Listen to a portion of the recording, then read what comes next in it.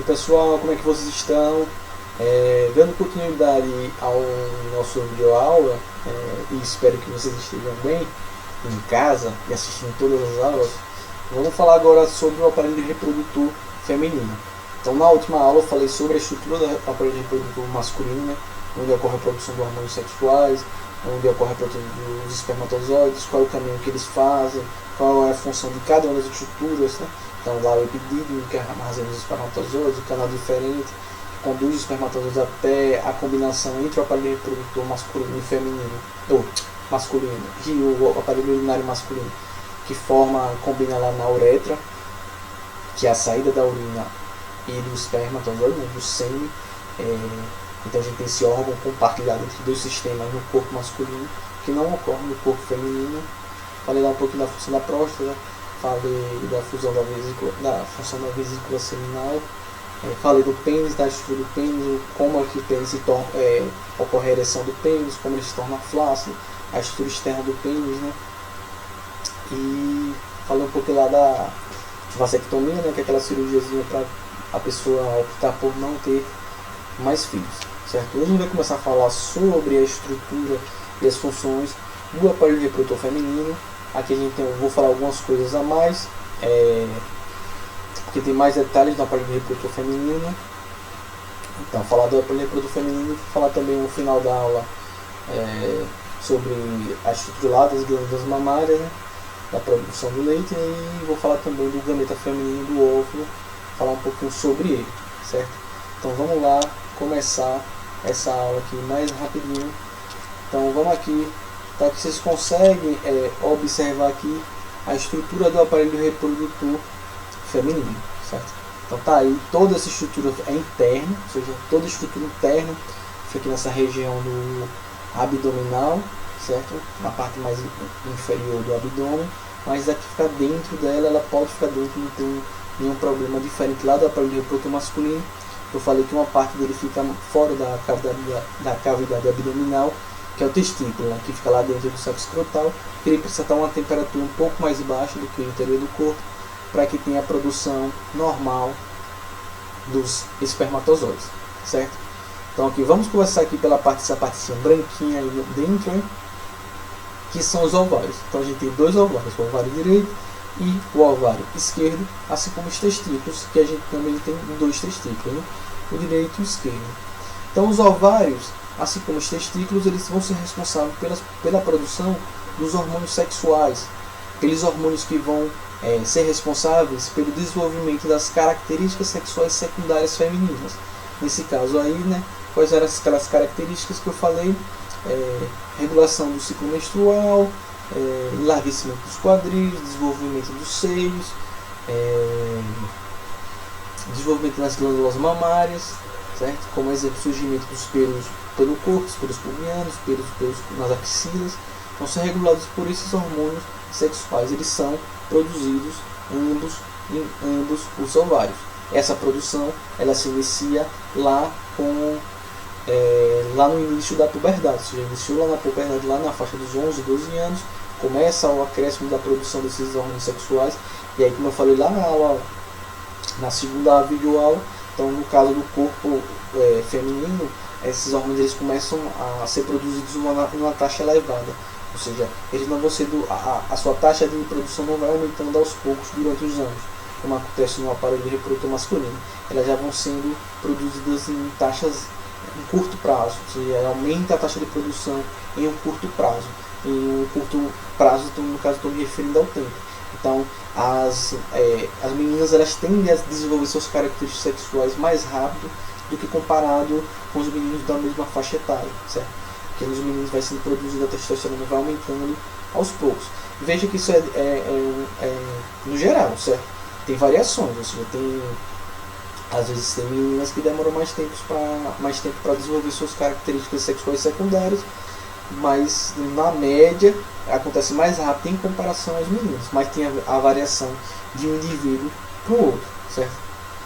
Essa taxa de hormônios elas vão crescendo durante a puberdade, vão se mantendo altas ao longo da fase adulta, e diferente do masculino, que eu falei que a minoria dos homens, né, eles não entram num período de que as taxas hormonais elas cessam sua produção, que é chamada da andropausa.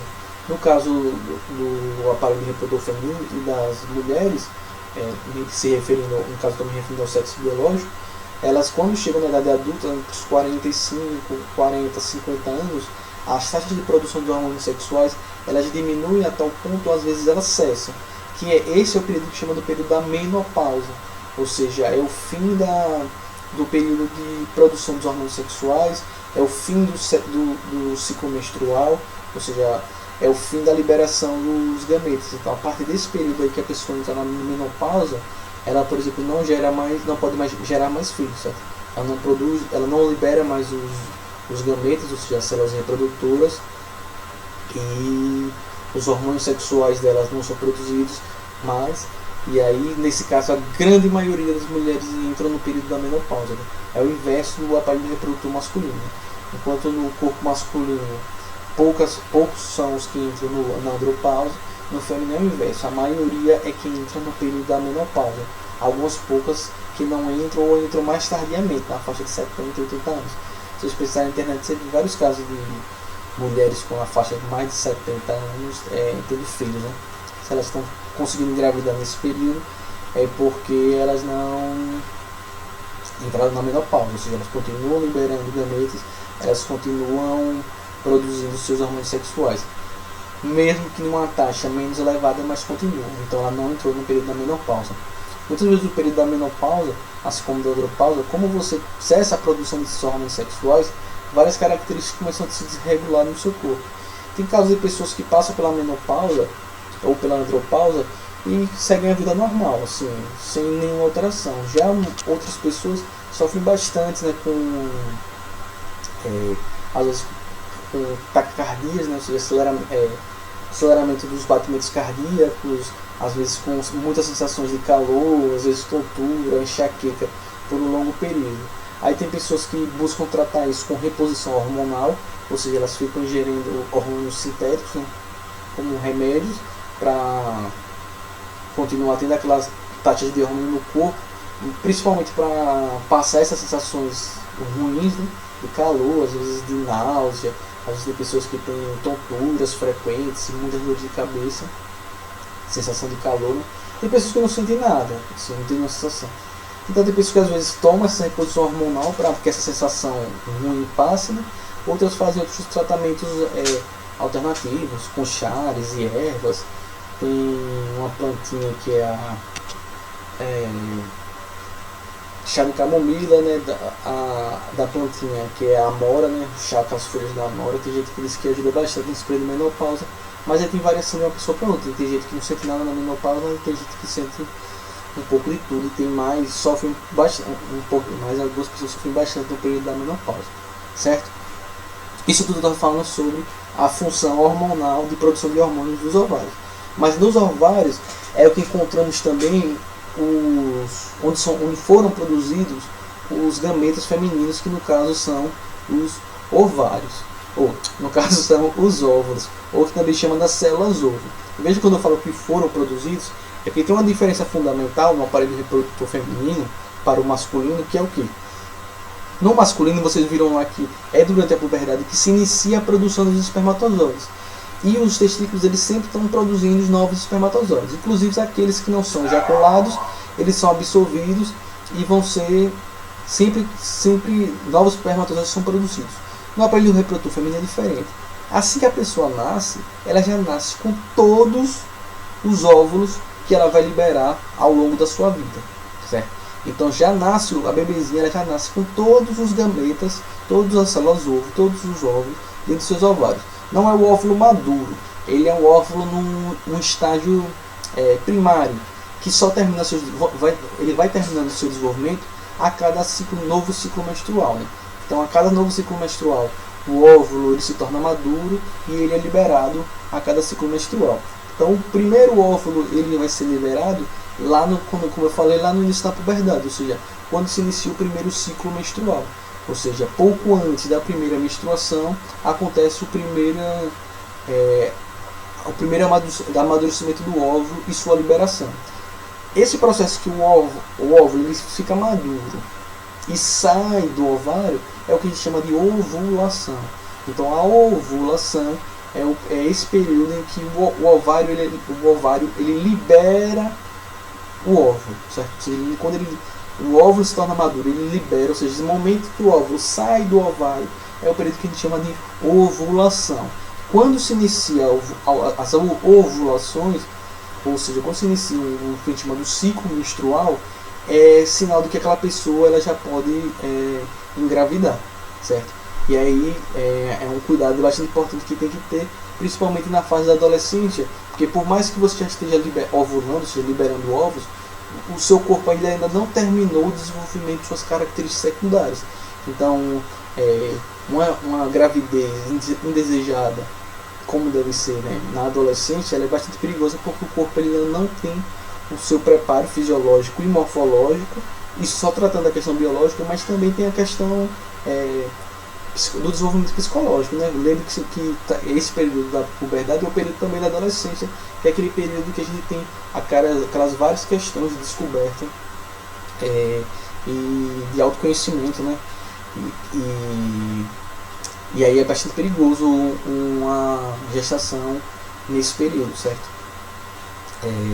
Mas se já iniciou a ovulação, já pode ocorrer a gravidez caso a pessoa tenha relações sexuais sem nenhum tipo de método contraceptivo, certo?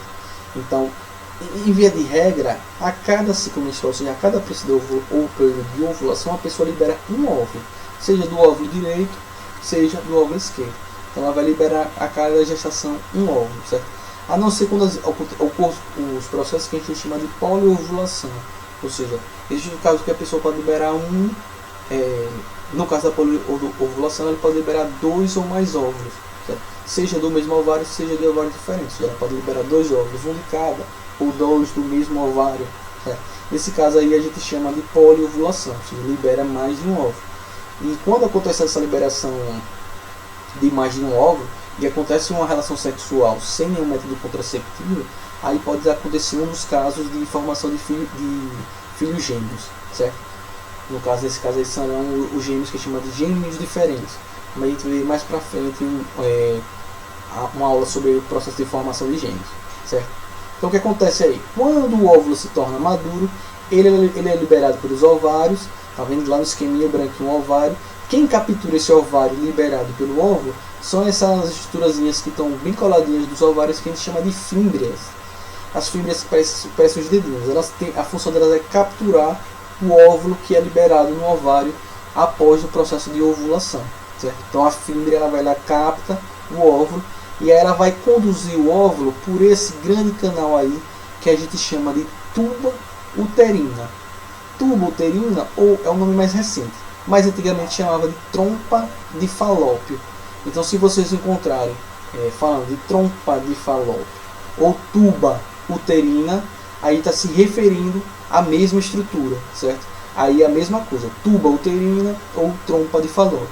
Então as paredes da tuba uterina, ela é formada por vários cílios, várias células ciliadas. O que é o cílio? Cílio é que tem um cíliozinho do olho, como se fossem esses cabelinhos. E esses, o que é que faz? Esses cílios eles ficam se locomovendo, se mexendo assim, olha, nesse movimento, e eles vão fazendo que eles vão empurrando o óvulo para frente. Tá? À medida que os cílios vão batendo, eles vão empurrando o óvulo, fazendo o óvulo rolar, certo?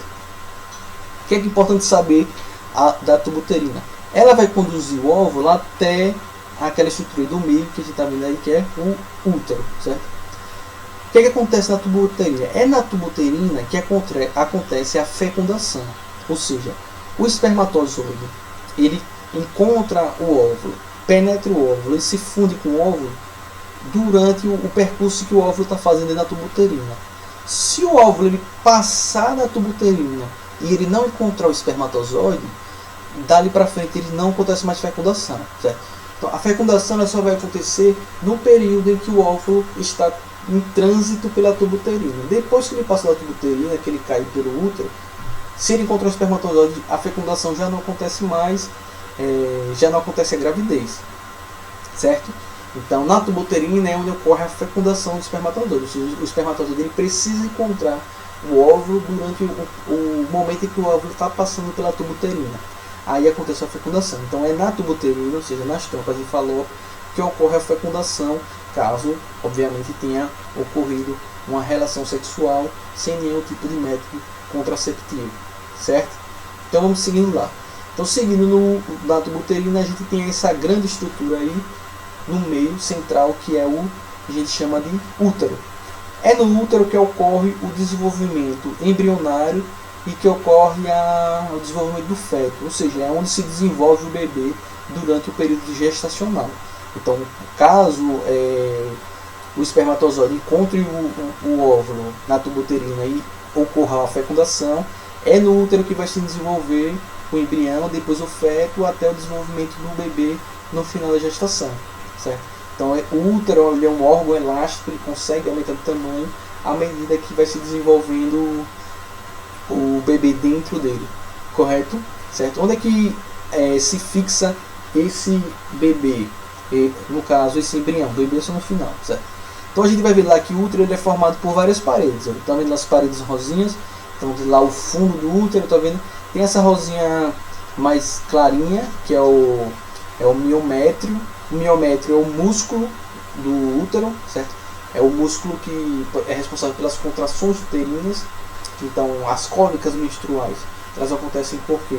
Porque o miométrio, esse músculo, ele fica se contraindo. Ele fica contrai e relaxa. Daí forma a cólica.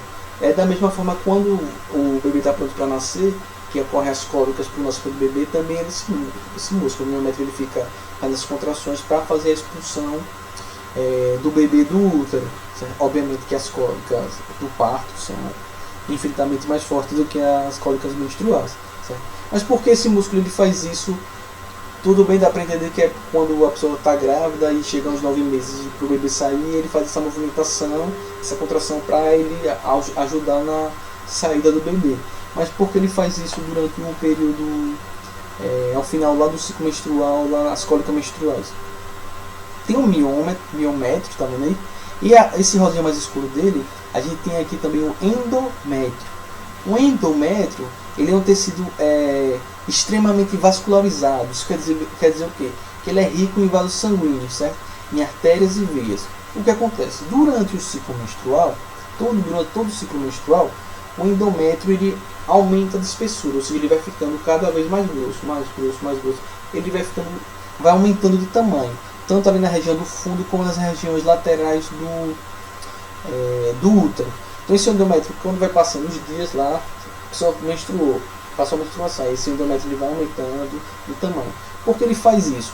É no endométrio que, quando acontece a fecundação e começa a se formar o embrião, é no endométrio que o embrião se prende, ele se fixa. Então o embrião, aconteceu a fecundação nas tubas uterinas, o embrião ele sai das tubas uterinas, quando ele cai no útero, ele vai lá e se fixa no endométrio, ele se prende no endométrio.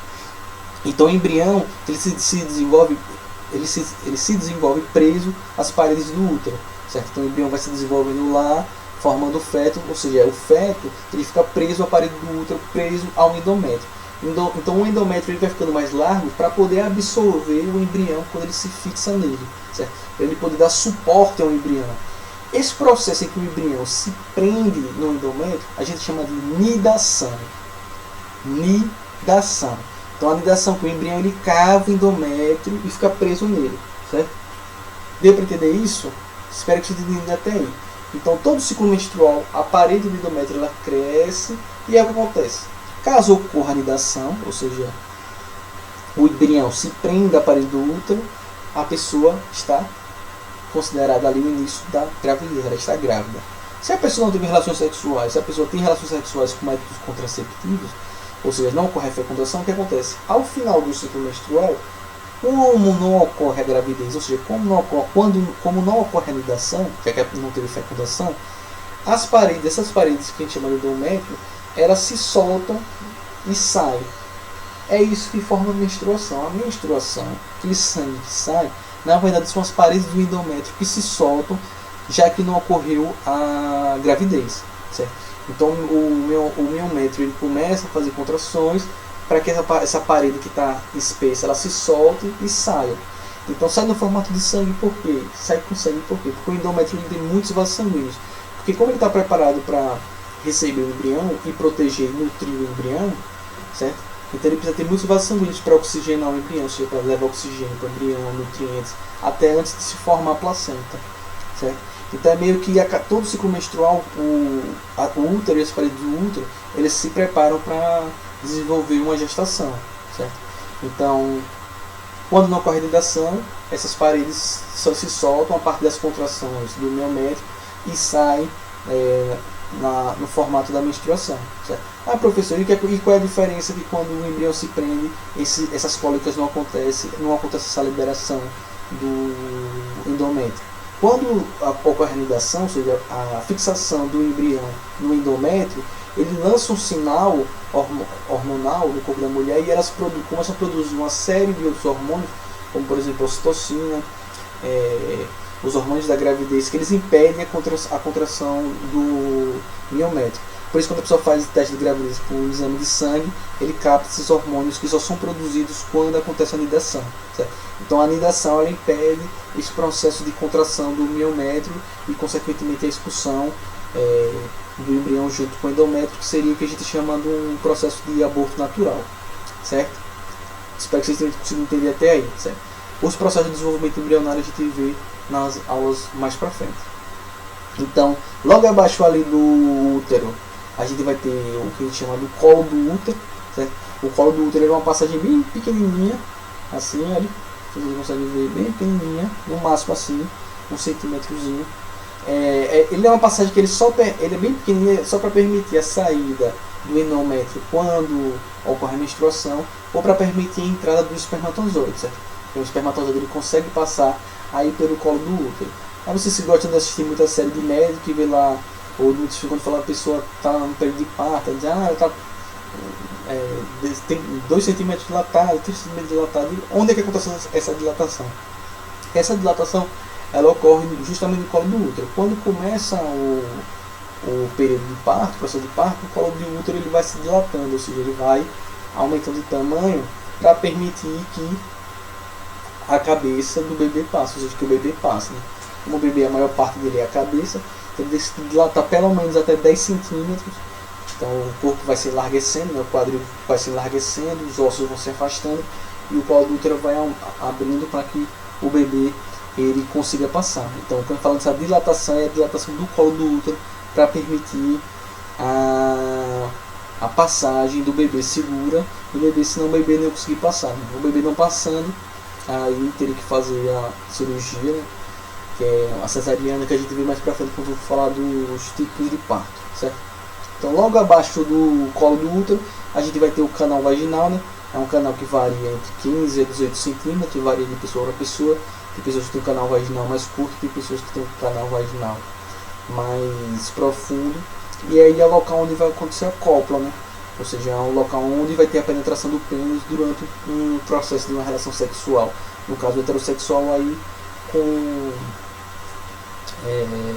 com fins reprodutivos ou não. Então esse é o local que vai ser o local que vai acomodar o pênis durante a relação sexual, certo? Então essas são as estruturas internas do aparelho reprodutor feminino.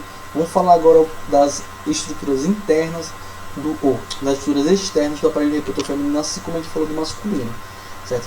Então aqui é uma visão externa do aparelho reprodutor feminino. Então quais são essas partes que a gente tem aqui? Então a gente tem aqui nessa parte de baixo aqui a abertura da vagina, né? Então aí é a abertura que vai dar nessa estrutura interna aqui, que é a vagina, né? Então esse canal vaginal aqui é a vagina, onde tem a penetração do pênis durante a relação sexual. Então essa parte aqui mais inferior é a abertura da vagina, a abertura desse canal vaginal. Se ele descesse mais um pouco a imagem, teria o ânus, né? Que é a saída do aparelho digestório, que não tem nada a ver com o aparelho reprodutor. Mas se vocês olharem algumas imagens, inclusive a imagem do livro, ela vai trazer o ânus, mas o ânus não faz parte do aparelho reprodutor. Aqui junto a essa abertura vaginal, a gente vai ter o ímen. O ímen ela é uma membrana bem fininha que fica na entrada da abertura da vagina, do canal vaginal, e ela só tem um pequeno orifíciozinho para permitir a saída da menstruação quando ela ocorre. O ímen seria aquela membrana que costuma socialmente dizer que a pessoa que assegura a virgindade da pessoa, né? Então, geralmente quando tem a primeira relação sexual, que ocorre a penetração do pênis, quando o pênis ele entra na vagina, geralmente, na maioria dos casos, via de regra, ele rompe esse ímã, né? Que às vezes acaba causando algum sangramento. Nem todas as pessoas têm a ruptura do ímã durante a primeira relação sexual. Às vezes o ímã ele só se rompe depois de algumas relações sexuais, né? Que é o que chama do ímã elástico, ou seja, é um ímã que ele consegue, ele tem uma capacidade elástica, ele consegue ser tensionado mais e não se romper com tanta facilidade, certo? Tem casos de pessoas também, por exemplo, que tem ruptura do ímã sem ter tido relações sexuais, né? Às vezes com uma queda ou uma lesão, o ímã pode se romper, certo? Então não necessariamente a pessoa tem um ímã rompido só quando ela tem uma relação sexual. Beleza? As outras estruturas que a gente tem que seguir, a gente tem o lábio menor e os lábios externos, certo? Que pode chamar de grandes lábios e pequenos lábios. Os grandes lábios são esses marrom que estão mais externos aí, e o lábio menor, os pequenos lábios são esse rosa aí que eles estão apontando. Os grandes lábios e pequenos lábios, eles servem para proteger a estrutura interna principalmente da vagina e do aparelho reprodutor feminino. Porque como o aparelho reprodutor feminino ele é mais exposto do que o masculino, né? Esses lábios eles servem para proteger ele de contração de micro-organismos ou algum agente infeccioso, né? Os grandes lábios e pequenos lábios, eles são eles que formam o saco escrotal no aparelho reprodutor masculino, certo? Então, quando os ovários se transformam em testículos lá no desenvolvimento primário do sexo masculino, os grandes lábios eles se fecham e formam o testículo, certo? Para proteger, formam o saco escrotal para proteger os testículos, né? Então, os grandes e pequenos lábios eles vão ter essa função de proteção do aparelho reprodutor. Então, logo acima ali da abertura vaginal, a gente vai ter a abertura da uretra, ou seja, por onde vai sair a urina, certo? Então, veja que é diferente. No masculino, a uretra vai ser o local de saída da urina e do esperma, ou seja, é a saída do aparelho reprodutor e a saída do aparelho urinário. No aparelho reprodutor feminino, não. O sistema urinário tem a sua própria saída, que é a uretra, e o aparelho reprodutor tem sua própria saída e entrada, que é, no caso, a vagina. Então tem essa separação. Então é só no aparelho reprodutor masculino que a uretra é compartilhada pelo sistema reprodutor e pelo sistema urinário, certo? No aparelho feminino é diferente. Ali acima a gente tem aquele círculozinho acima lá da uretra, que é o que a gente chama do clítoris, né? O clítoris ele seria o órgão e estrutura endógena, né? Seria a estrutura que tem muitas terminações nervosas, que dá muita sensibilidade a essa parte externa do aparelho reprodutor feminino, que vai dar muito das sensações de prazer durante a relação sexual. O clítoris, ele no aparelho reprodutor masculino, ele é o que dá origem ao pênis, certo? Então, no desenvolvimento embrionário no masculino, o pré-clítoris ele vai se desenvolver lá no pênis. No feminino, ele fica só nessa estrutura externa aí, que é muito vascularizada também, que tem muitas terminações nervosas, que tem muita sensibilidade. Essa é só a parte externa do clítoris. O clítoris ele ainda tem seus prolongamentos internos que ficam ao redor das paredes da vagina, do canal vaginal, certo? Então, esses aí são as estruturas e funções do aparelho reprodutor feminino. Você tem que ver as estruturas internas e as estruturas externas, assim como a gente viu no masculino, certo? Agora vamos ver aqui de novo no masculino, que são o que a gente chama das glândulas mamárias. Então, aqui no aparelho reprodutor feminino, com o desenvolvimento das características sexuais secundárias, a gente tem o desenvolvimento dos seios, certo? No masculino isso não ocorre, o desenvolvimento dos seios. E aqui a gente pode ver aqui, olha, a parede torácica, né? Que é a parede aqui do tórax. O tórax é essa região do peito. Tem as costelas ali em branco. Os músculos peitorais, que são esses músculos aqui que formam o nosso peito. E a gente vai ter os lóbulos ou glândulas mamárias, certo? Essas roxinhas, vermelhinhas aí, que vão ser os locais quando a pessoa tem engravida, ela vai começar a produzir hormônios, ocitocina e outros hormônios que vão estimular a produção de leite nessas glândulas.